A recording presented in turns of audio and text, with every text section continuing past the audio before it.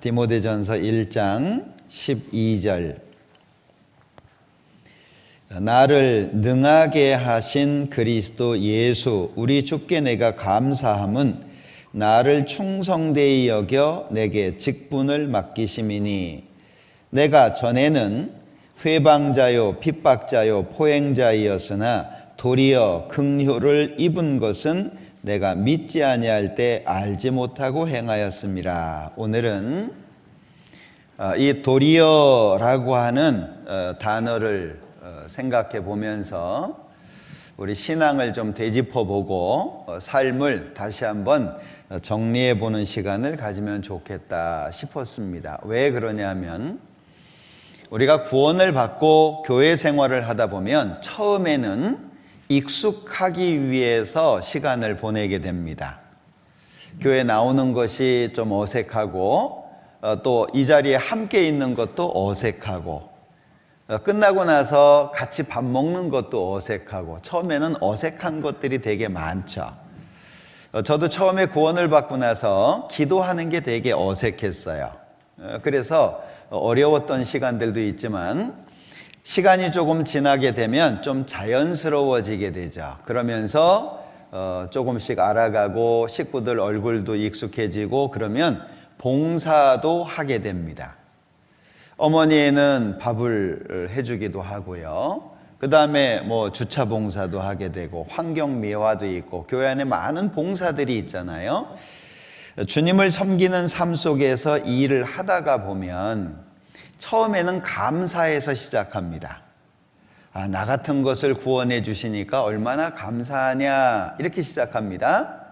나에게 이런 봉사를 맡겨주시다니 고맙다 그런 마음으로 시작을 합니다. 그런데 봉사를 하다 보면 신앙생활을 하다 보면 어려움들이 조금씩 생겨요. 같이 봉사하는 사람이 마음이 안 맞기도 하고 생각하는 것이나 방향성이 달라서 부딪히기도 하고 그리고 교회 학교 봉사라든지 이렇게 하다 보면 내가 해야 되는 것들이 있어요. 그런데 직장을 다니다가 이런저런 일을 하다가 보면 이제 그런 것들이 어려워지기 시작합니다. 신앙생활하는 것도 힘든데 봉사까지 해야 되고 주님을 위해서 뭔가 해야 되니까 어려운 마음들이 돼요. 그러다 보면 짐이 돼버립니다. 마음에 짐이 돼버려요. 하긴 해야 되겠는데 마음이 어려워지게 되죠.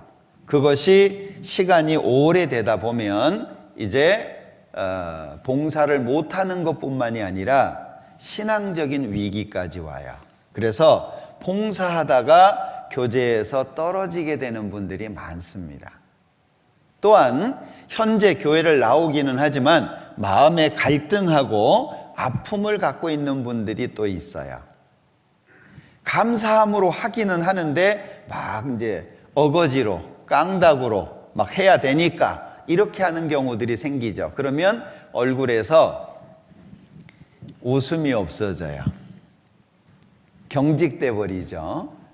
그리고 의무감에 의해서 봉사를 하게 돼요. 고린도전서 15장 10절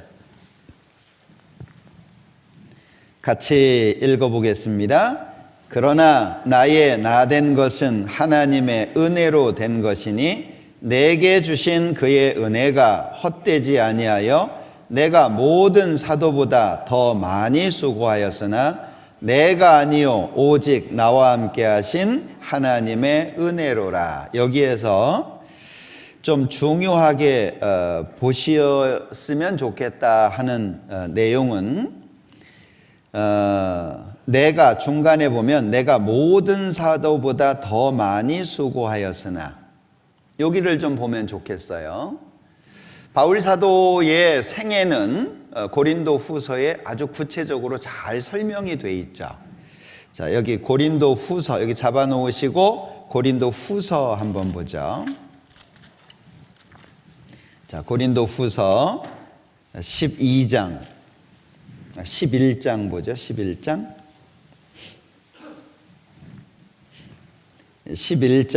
22절 저희가 히브리인이냐 나도 그러하며 저희가 이스라엘인이냐 나도 그러하며 저희가 아브라함의 씨냐 나도 그러하며 저희가 그리스도의 일꾼이냐 정신없는 말을 하거니와 나도 더욱 그러하도다. 여기 정신없는 말을 하거니와 이것은 상대방에 대해서 하는 것이 아니고 자신에 대한 얘기입니다. 지금 내가 하는 말이 정신없는 사람이 하는 말처럼 들릴지라도 그런 말이에요. 자기 얘기를 하고 있는 겁니다. 23절 저희가 그리스도의 일꾼이냐 정신없는 말을 하거니와 나도 더욱 그러하도다. 내가 수고를 넘치도록 하고 옥에 갇히기도 더 많이 하고 매도 수없이 맞고 여러 번 죽을 뻔하였으니 유대인들에게 40에 하나 감한매를 5번 맞았으며 3번 태장으로 맞고 1번 돌로 맞고 3번 파선하는데 일주야를 기품에서 지냈으며 기품은 바다입니다. 그런데 일주야, 일주일이 아니고 하루 밤 낮입니다. 이게 바다에 빠지면 저체온이 와가지고 오래 못 있어요. 일주일 못 있습니다. 자, 일주야를 지냈으며 여러 번 여행에 강의 위험과 강도의 위험과 동족의 위험과 이방인의 위험과 시내의 위험과 요 시내는 물이 흐르는 시내가 아니라 도시를 말하는 겁니다. 너 어디가? 시내가. 이해되시죠? 도시를 얘기하고 있는 거예요. 물이 흐르는 냇가를 얘기하는 게 아니고 시내의 위험과 광야의 위험과 바다의 위험과 거짓 형제 중에 위험을 당하고 또 수고하며 애쓰고 여러 번 자지 못하고 줄이며 목마르고 여러 번 굶고 춥고 헐벗었노라. 이 외의 일은 고사하고. 그러면 바울 사도가 고린도전서 15장 10절 중간에서 내가 모든 사도보다 더 많이 수고했다. 맞는 말이죠? 실제 바울 사도는 그렇게 살았다는 얘기예요. 자기 스스로가 봐도 다른 사도들보다도 더 많이 수고했다라고 인정할 수 있어요. 그런데 중요한 것은 내가 한 것이 아니다라는 얘기예요. 어떻게 그렇게 할 수 있었냐? 다른 사도보다 더 많이 수고할 수 있었던 이유가 뭐냐? 내가 아니요 오직 나와 함께 하신 하나님의 은혜다. 그러면 바울 사도가 이렇게 살 수 있도록 하게 된 배경에 뭐가 있는 거죠? 은혜가 있는 거예요. 힘이 있어야 그 힘을 사용할 거 아니에요. 침대에 누워서 움직이지 못합니다. 뛰고 싶다고 뛸 수 있는 게 아니잖아요. 다리에 힘이 생겨야 돼요. 놀라운 것은 근육이 많은 건강한 사람도 아파서 침대에 1달, 2달 누워 있어 봐요. 어떻게 되는지 아시죠? 뼈만 남아요. 근육 금방 빠집니다. 그러면 걷는 것조차 힘든 거예요. 우리 신앙생활이 그와 같다 그 얘기예요. 만일 은혜로 된 것이면 행위로 말미암지 않음이니 그렇지 않으면 은혜가 은혜 되지 못하느니라. 우리에게 은혜라고 하는 것은 양식입니다. 힘이거든요. 그러니까 보여지는 결과, 교회를 잘 나와 빠지지 않아 주일날 오전에 봉사하는 자리에 함께하는 자리에 계속 나와 믿음 좋아. 지금 못 나와. 그러면 믿음 나빠. 결론적으로 볼 것이 아니라 그 속을 들여다볼 수 있는 마음이 우리한테 필요하지 않겠냐 하는 거예요. 왜? 나도 그런 삶을 사니까. 우리 집회 때 늘 듣는 말씀 에베소서 1장 7절 말씀 기억하시죠? 우리가 그리스도 안에서 그의 은혜의 풍성함을 따라 그의 피로 말미암아 구속 곧 죄사함을 받았다. 늘 듣잖아요. 그런데 죄사함이라고 하는 것이 피로 이루어지죠. 왜 예수님이 십자가에 죽었냐? 은혜의 풍성함 때문에. 내가 너를 사랑하기 때문에. 하나님이 세상을 이처럼 사랑하사 독생자를 주셨으니 우리는 처음에는 은혜로 시작을 하는데 뭔가 하다 보면 은혜 받는 게 익숙치 않는 거예요. 그러다 보면 막 깡다구가 나오고 어거지로 해야 되고 가기 싫은데 막 주일 됐으니까 가야 되고 아마 오늘도 끌려오신 분 계실까요? 가정의 평화를 위해서 이 자리에 앉아 계신 분 계실까요? 예, 그래요. 그럴 수밖에 없어요. 뭐가 없는 거죠? 나를 나로 존재하게 하는 하나님의 은혜가 없는 거예요.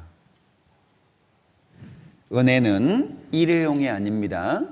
우리 감사 노트 쓰시나요? 감사 노트 쓰시는 분들 왜 써요? 은혜는 일회용이 아니에요.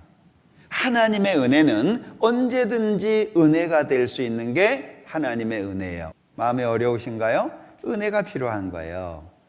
마음이 처지고 주님을 향해서 나아가는 발걸음이 더뎌지나요? 은혜가 필요한 거예요. 누구나 다 마찬가지예요. 나는 의존자입니다. 자존자가 아니에요. 구원을 받아가지고 10년 됐든 20년 됐든 뭐 앞에서 봉사를 하든 봉사회장, 어머니회장을 하든 상관없어요. 모든 사람에게 다 필요해요. 은혜는. 이제 구원받은 사람부터 시작해서 오래된 사람들까지도 은혜가 필요하다 그 얘기예요. 구원 연수 때문에 신앙생활할 수 있는 게 아닙니다. 특히 앞에서 봉사하시는 분들은 더 많은 은혜가 필요해요. 그러니까 처음에는 은혜로 시작을 했는데 살다가 보면 명령만 남아요. 그래서 어떤 분, 왜 이렇게 야단만 치냐 이런 분들이 있어요. 네? 우리 수요일 날 이완 목사님 말씀 듣잖아요. 그러면 되게 강하게 얘기하시죠. 그리고 마지막 때가 됐다고 생각하시고 주님 오실 때 다 됐다고 하니까는요, 막 얼마나 그냥 막 잘 살아야 되고 똑바로 살아야 되고 끝까지 해야 되고 막 일어나야 되고 잠자면 안 되고 막 하여튼 막 죽기 살기로 살아야 되고 막 그런 마음이 드는 거예요. 그럼 끝나고 나면 왜 이렇게 야단만 쳐? 왜 그런 마음이 나오죠? 힘이 없는데 은혜가 안 되는데 해야 된다는 것만 강조하는 것처럼 들리는 거예요. 또 구원받았으니까 이 정도는 해야지. 너 구원받은 거 틀림없잖아. 확실히 받았어? 구원받은 사람이 이 모양이야? 그러면 마음이 무거워지지 새로운 마음이 생기긴 어렵습니다. 우리는 공감이 필요합니다. 하나님의 은혜로 채워진 마음이 필요하다는 거예요. 누구나 주님을 위해서 잘 살고 싶어요. 그래서 은혜는 힘이다. 은혜는 내가 주님을 위해서 살 수 있는 힘이다. 주님을 위해서 죽을 수도 있고 내가 손해를 보는데도 괜찮을 수 있어요. 주님 안에서 살아가는 데 있어서 어려움 당해도 괜찮아요. 왜? 은혜가 마음속에 채워져 있다면. 근데 문제는 은혜가 없으면 짐이 되는 거예요. 11조도 짐이 되죠. 집회할 때 헌금하는 것도 짐이 되죠. 아침에 일찍 나와야 되는 것도 짐이죠. 봉사하는 것도 짐이죠. 그 짐을 가지고 사는 삶이 길어지면 길어질수록 마음은 나빠집니다. 그러면 교회 하는 일이 불편해지기 시작해요. 데살로니가후서 3장 2절에 보면 믿음은 모든 사람의 것이 아니다라는 말씀이 있어요. 데마가 왜 데살로니가로 갔을까요? 자, 디모데후서 4장입니다.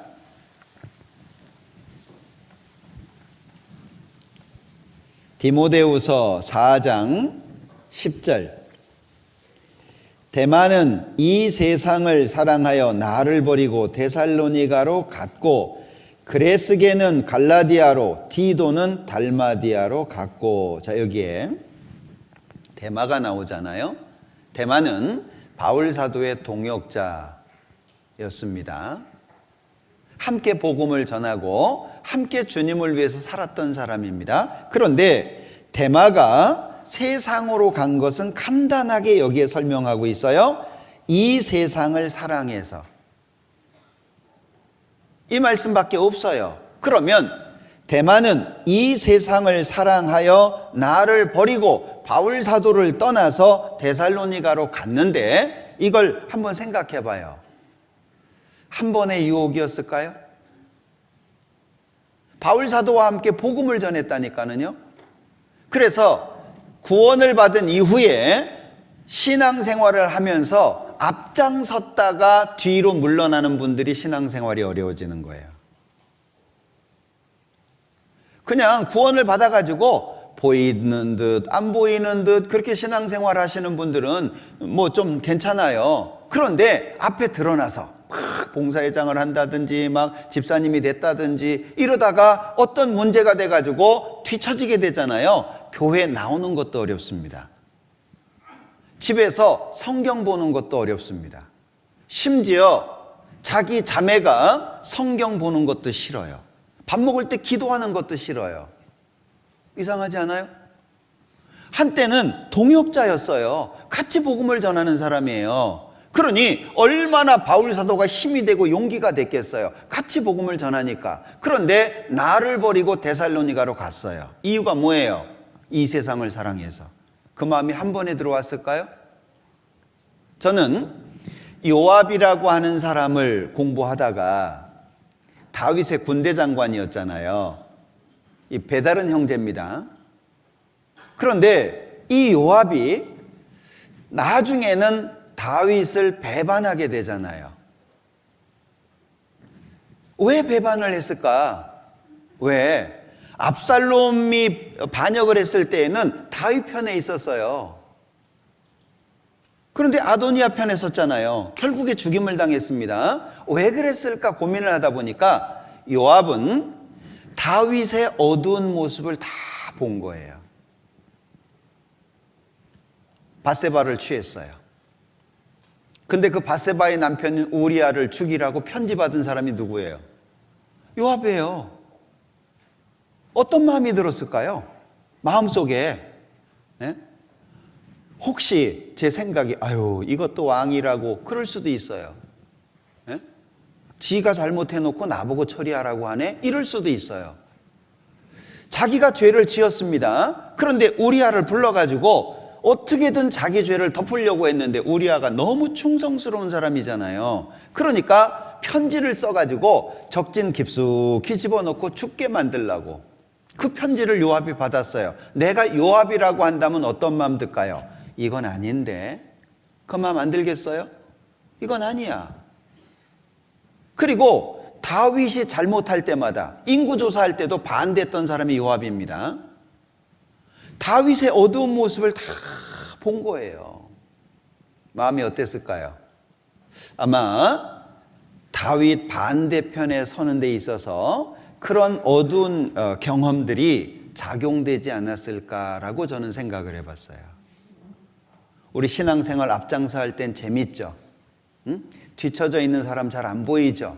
어려워서 갈등하고 있는 그 마음이 공감 잘 안 되죠? 그런데 앞장서다가 뒤에 탁 있어 봐요. 그러면 앞장섰던 마음은 온데간데 없어지고 뭐만 남아요? 뒤처져 있는 피해의식만 남아요. 그러면 입에서 나오는 건 원망이에요. 불평입니다. 교회까지, 전도인까지, 나중엔 하나님까지. 그러니까 한때는 열심히 했던 분인데 성경 읽는 걸 못 읽게 한다니까요. 제가 얼마 전에 그런 경험을 했는데 참 안타깝더라고요. 교회 나가는 거 반대하죠. 성경 읽는 거 반대하죠. 봉사하는 거 반대하죠. 구원을 받은 사람인데 마음이 왜 그렇게 됐을까요? 저는 개인적으로 하나님의 은혜가 다 소진됐다고 생각이 돼요. 하나님의 은혜는 돌 같은 마음을 고기 같은 마음으로 바꿔주잖아요. 마음이 부드러워져야 나를 보거든요. 마음이 부드러워져야 하나님 기준으로 나를 볼 수 있는데 마음이 딱딱해지면 내 기준으로 하나님을 봐요. 항상 자기가 기준이죠. 그러니까 원망스럽고 불평하고 그때 왜 안 도와줬어? 그때 왜 나를 혼자 뒀어? 그때 나를 옆에 같이 도와줬어야지. 불편한 마음들이 드는 거예요. 은혜가 마음에 항상 머물 수 있도록 노력하라. 은혜가 힘이다. 은혜가. 바울 사도가 내가 모든 사도보다 더 많이 수고했다. 그런데 내가 한 거냐? 아니다. 오직 나와 함께 하신 하나님의 은혜다. 그러면 나는 나를 지킬 수 있어요. 그러면 하나님의 은혜가 내 마음속에 항상 머무를 수 있어요. 그러면 주님을 위해서 사는 게 가능해져요. 구원받은 사람들에게 정말 하나님의 많은 은혜들이 있는데 그 중에 한 가지가 뭐냐면 회복이 있다는 겁니다. 회복이 있다는 거예요. 그 회복에 대해서 잘 설명해 놓은 말씀이 신명기 30장이잖아요. 하나님의 말씀에 불순종해가지고 심판을 받아서 저 멀리 하늘 끝에 가 있어요. 그래도 돌이키면 하나님께서 마음을 돌이키시고 하늘 끝에서조차 다시 데리고 오겠다고 약속하시잖아요. 그리고 우리가 마음을 돌이키고 하나님 말씀에 순종을 하면 하나님도 마음을 돌이키실 뿐 아니라 나를 기쁘게 보실 거라고 말씀하잖아요. 우리에게 회복이 없다면 넘어진 뒤에 어떻게 일어나죠? 우리는 잠깐이면 오실 리가 오시리니 지체하지 아니하시리라. 우리는 주님 기다리면서 삽니다. 주님 어떻게 만날 거예요? 지금 이 모습으로 만날 거예요? 그 불편한 마음으로. 정말 구원을 받았다면 주님을 반드시 만나게 될 겁니다. 영원한 천국에 가게 되겠죠? 그런데 어떤 마음으로 만나고 싶냐 그 얘기예요. 지금 내 이 불편한 마음, 뒤에서 형제자매들을 욕하고 막 교회 앞에 있는 임원들을 욕을 하고 마음 불편한 것을 막 쏟아낼 수밖에 없는 그 마음 가지고 주님을 만날까요? 그럴 수는 없잖아요. 우리는 우리의 마음을 지키는 게 필요합니다. 우리 청년들이 제일 싫어하는 말이라고 할까요? 그것이 잔소리죠. 잔소리. 라떼는. 그것도 못돼? 제가 들은 얘기 중에요. 저 윗대 어르신들이죠. 애 낳고 바로 밭에 가서 일했대요. 여기도 계실지 모르겠는데, 근데 그 얘기를 지금 하면 우리 청년들 어떻게 들을까요? 감동받을까요? 아, 나도 결혼하면 그래야지. 그럴까요? 예, 절대 그러지 않아요. 그러니까 나 때는 이라고 하는 것이 사실은 지혜롭지 못한 말이라고 생각합니다. 자, 여기 만약에 이 요한을, 마가라고 하는 이 요한을 중간에 돌아가 버렸잖아요. 넌 틀렸어. 실격. 끝내버렸다면 디모데후서 4장에 다시 불렀겠을까요? 절대 그렇지 않았을 거예요. 준비가 안 된 상태예요. 그럴 수밖에 없는 거예요. 그러니까 우리가 모든 걸 다 이해하기는 어렵지만 하나님의 은혜가 내 마음속에 채워져 있으면 마음이 부드러워지니까 상대방을 은혜로 볼 수 있게 된다 그 얘기예요. 그러면 그 상황이 좀 더 수용이 되겠죠? 받아줄 수 있는 마음이 돼요. 그러면 우리 안에는 하나님의 은혜로 연결되는 마음이 생겨요. 그게 뜨거워지는 비결입니다. 어떻게 뜨거워지겠어요? 교회가 뜨거워져서 정말 하나님의 역사가 온전히 나타날 수 있게 되는 것이 뭐겠어요? 서로가 서로에게 대해서 은혜 가운데 교류가 되는 거잖아요. 우리 인생을 살다 보면 마음속에 감사할 수 있는 분들이 있죠. 인생을 뒤돌아보면 아, 그분은 정말 내 인생 속에서 너무 고마운 분이었다. 그분 생각하면 어때요? 마음이 딱딱해지지 않죠. 부드러워지잖아요. 만약에 우리가 형제와 형제, 자매와 자매가 그런 마음으로 바라본다면 우리 입에서 형제 자매를 헐뜯는 말이 나올까요? 절대 그렇지 않을 거예요. 그러니까 우리가 신앙생활을 할 때 무엇을 함에 있어서 일이 우선이 아니라 마음이 우선이라는 거예요. 제가 울산에 가가지고 계속 하는 말이 우리 형제자매님들이 신앙 안에서 행복했으면 좋겠습니다. 진짜 우리 구원받은 사람들이 이 세상을 사는 것 자체가 힘들죠. 고난입니다. 왜? 세상이 너희를 미워하면 너희보다 먼저 나를 미워한 줄 알아라. 이 세상 임금이 마귀예요. 마귀가 구원받은 사람들한테 잘해주겠어요? 잘해준다면 그건 넘어뜨리기 위해서죠. 주님 오실 때까지 어려울 거예요. 세상에 있는 너희 형제들도 동일한 고난을 당하는 줄을 알미니라. 있어요. 신앙생활을 지금 하고는 있지만 부모한테 야단 맞을 수도 있어요. 야, 너는 그게 신앙생활이냐? 야, 빨리 교회 가라. 지금 시간이 몇 시인데 교회 갖고 늦었잖아. 참 어렵죠? 근데 그런다고 생활이 바뀌어요? 야단한다고 생활 바뀌지 않습니다. 문제는 마음과 마음이 연결되는 거죠. 우리가 신앙생활을 하는데 하나님의 은혜가 내 마음속에 채워져야 되는데 성경에 보면 믿음의 일꾼들이 되게 많죠. 믿음의 일꾼들이. 예를 들면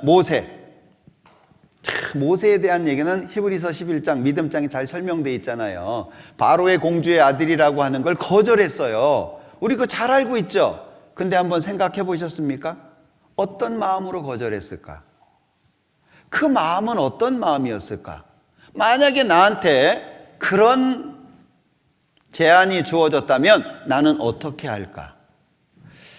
다니엘의 세 친구, 우리 뭐 그런 거 얘기하면서 그냥 좋은 것만 생각하잖아요. 근데 풀무가 그냥 막 타고 있어요. 절 안 하면 거기에 들어갈 수밖에 없습니다. 그런데 임금이 다시 한번 기회를 줍니다. 자, 지금 절해라. 그럼 내가 용서해 줄게. 근데 세 친구가 뭐라고 얘기합니까? 아, 그거 우리 절 안 합니다. 하나님이 건져 주실 거고 그리 아니하실지라도 우리는 절 안 합니다. 왕이 화가 났어요. 7배나 더 뜨겁게 태웠습니다. 이 세 친구를 풀무에 집어넣는 병사들이 다 죽었어요. 얼마나 뜨거웠겠습니까? 그런데 그 안에 넷이 다니는 거예요. 야, 우리 3명 안 넣었냐? 맞습니다. 근데 왜 넷이냐? 그 중에 하나는 하나님의 신의 아들과 같다. 나와라! 셋이 나왔는데 옷이 그을리지도 않았어요. 불탄 냄새도 없어요. 우리 그 내용 잘 알잖아요. 그런데 내가 그 상황이라면 그렇게 할 수 있습니까? 참 어려운 거예요. 정말 어려운 거죠. 우린 은혜가 필요합니다. 하나님의 사람으로 살기 위해서 은혜가 필요하고 오늘 내가 내 믿음을 지키기 위해서 은혜가 필요해요. 그런데 그 은혜를 얻기 위해서 뭘 하고 있죠? 은혜가 그냥 주어지지는 않잖아요.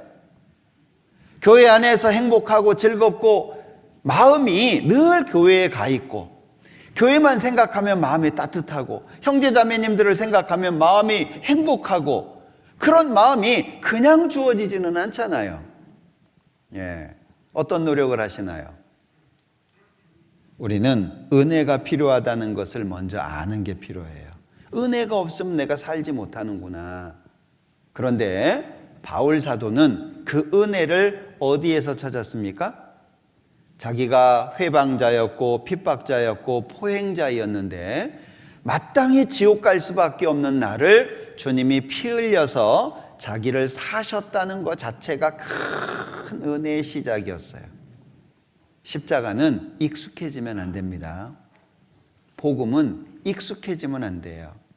복음은 내 마음속에 늘 새로워야 되고 복음은 내 마음속에 항상 감사해야 돼요. 십자가를 보면 그 십자가 앞에서 정말 가슴 아파하고 내 대신 죽어주시는 그 예수님을 바라보면서 우리는 감사하고 감동을 받아야 되는데 늘 듣던 얘기가 돼버렸어요. 익숙한 얘기가 돼버렸어요. 그 십자가 지난주에도 들었어요. 지난달에도 들었어요. 정말 그럴까요?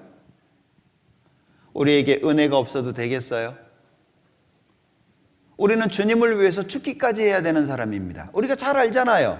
먹든지 마시든지 무엇을 하든지 다 하나님의 영광을 위해서 하라고 말씀을 합니다. 너희는 먼저 그의 나라와 그의 의를 구하라고 말씀합니다. 잘 알잖아요. 익숙한 말씀이잖아요. 그런데 그 말씀이 내 마음속에 나를 움직이고 있습니까? 알고는 있어요. 너희는 먼저 분명히 알아요. 그런데 내 마음이 먼저가 돼 있나요? 은혜가 필요하다는 거예요. 항상 하나님 앞에 부드러운 마음으로 다가설 수 있는 은혜가 필요한 거예요. 성경 읽을수록 감동이 되나요? 아니면 숙제로 읽으라고 하니까 몇 장 읽어야 된다고 하니까 구원을 받은 사람이라면 1년에 1독은 해야 된다고 얘기하니까 읽어요? 무슨 은혜가 돼요? 읽고 났는데 남는 게 아무것도 없어요. 읽었네? 그거밖에 없어요. 1장을 지나 2장 가서 1장 뭐지? 생각이 안 나요. 예. 지난 주일날 들었던 말씀의 주제 기억나시나요? 그냥 왔다 가셨어요. 그죠? 뭐가 마음속에 은혜가 되죠? 은혜를 붙잡으려는 노력을 어떻게 하고 있냐 그 얘기예요. 그게 내가 사는 힘인데 그리스도인으로 사는 힘이고 나를 나로 하여금 존재하게 하는 힘인데 뭘 하고 있냐 하는 거예요. 형제들하고 만나가지고 운동할 수도 있습니다. 형제들하고 만나가지고 이렇게 저렇게 뭐 커피 마시면서 교제할 수 있어요. 그거 가지고 될까요? 개인적으로 뭐 하고 있어요? 개인적으로.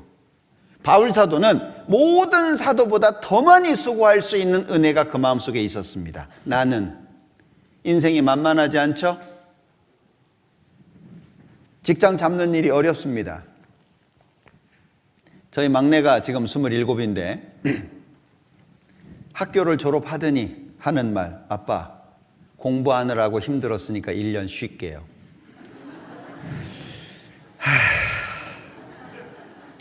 제 마음과 다르게 그래 수고했다 쉬어라. 저희 자매는 막 난리가 났어요. 응? 예. 야 그렇게 공부해서 돈 들이고 공부했는데 또 1년을 쉰다고? 예. 불편합니다. 그래서 저는 그냥 쉬라 그랬어요. 1년이 지났습니다. 직장을 잡아야 되잖아요. 그러니까 이제 또 어려운 거예요. 응? 예. 이걸 해야 되나 저걸 해야 되나 제가 몇 가지 추천해 주기도 하고 이런 건 어쩌겠냐 저렇겠냐. 근데 제가 이렇게 짐작컨대 얘는 그냥 죽을 때까지 놀고 먹기를 좋아하는 것 같아요. 참 어렵죠. 대학 들어가는 것도 어렵습니다. 어렵다는 대학을 나오니까 더 어려운 거예요. 예? 야 차라리 학교 다닐 때가 나았죠. 그죠? 부모님이 생활비도 주고 뭐 주니까 알바한다고 하지만 뭐 얼마나 하겠습니까? 어려운 거예요. 그래서 제가 그랬어요. 야 너무 어려워하지 마라. 응? 뭐 정 직장 잡을 거 없으면 아빠 밥 나눠서 먹자. 근데 제 마음이 실제 그럴까요? 예, 속으로는 네 줄 밥이 없는데 어쩌겠냐. 오면 같이 먹어야지. 이런 마음이에요. 참, 인생 어렵죠. 신앙생활 어렵죠. 어떻게 자신을 지킬 거예요? 그냥 교회만 잘 나오면 돼요? 그냥 내가 교회에 얼굴만 비치면 자동적으로 내 믿음은 지켜집니까? 그렇지 않아요. 내가 뭔가 하나님의 은혜가 내 안에 들어와서 나를 당당하게 지킬 수 있는 뭔가를 해야 될 거 아니에요. 은혜를 붙잡는 뭔가가 필요하지 않습니까? 그래야 이뤄진 영혼도 불쌍하게 보이고 내가 어떻게 살아야 되는지도 보이고 교회 안에서 어떤 부분에 내가 필요한지도 보이고. 신앙생활은 희생입니다. 신앙생활은 희생이에요. 하나님 앞에 가면 그 희생한 것에 대해서 하나님이 대가를 지불하실 거예요. 그러지 않아요? 주일날 여기 왔어요. 11시부터 1시까지예요. 제일 중앙에. 주일날 교회 왔다 가면 나머지 시간들은 쓸모가 없어요. 차라리 일찍 가든지 늦게 하든지 그러면 좀 어디 갔다라도 오지. 제일 중앙에 끝나면 그냥 다 집에 가요? 봉사하는 일이 또 남아져 있어요. 어렵습니다. 어떻게 믿음 지키실 거예요?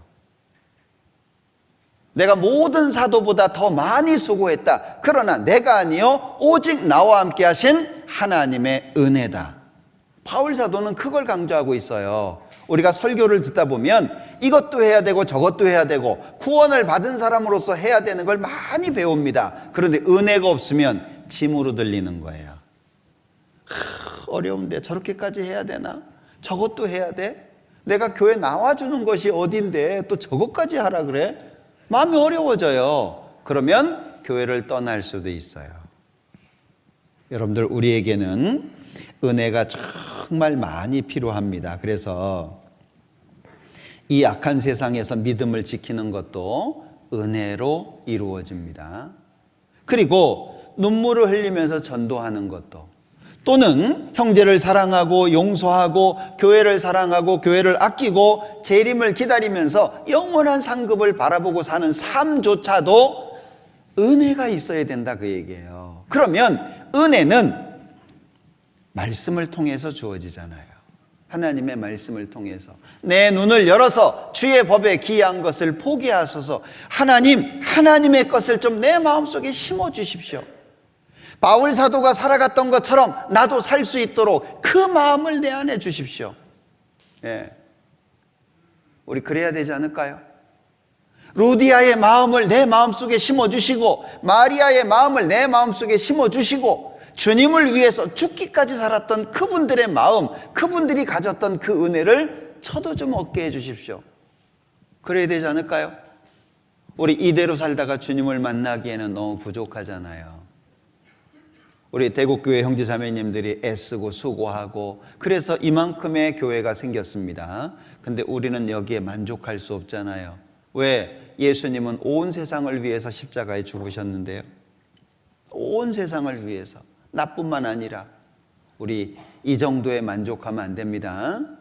지금까지 잘해 오셨습니다. 그러나 주님 오실 때까지가 중요합니다.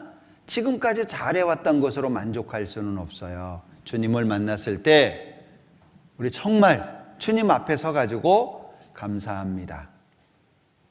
내가 나로 살아갈 수 있도록, 이렇게 살아갈 수 있도록 도와주신 것 감사합니다. 인사는 해야 되지 않겠습니까? 그런데 죄송합니다. 이래서는 안 될 거잖아요. 주님, 내가 주님을 제대로 못 섬겼어요. 미안해요. 내 마음 때문에 주님 앞에 끝까지 최선을 못했어요. 죄송해요. 그럴 수는 없잖아요. 우리 마음을 새롭게 할 필요가 있습니다. 그래서 오늘 이제 디모데전서 1장 봤는데 여기에 저는 읽다가 도리어라고 하는 이 단어가 마음속에 많이 이렇게 새겨졌어요. 그래서 12절부터 17절까지의 내용이었는데 다시 한번 읽어보시면서 마음속에 많이 은혜가 됐으면 좋겠습니다.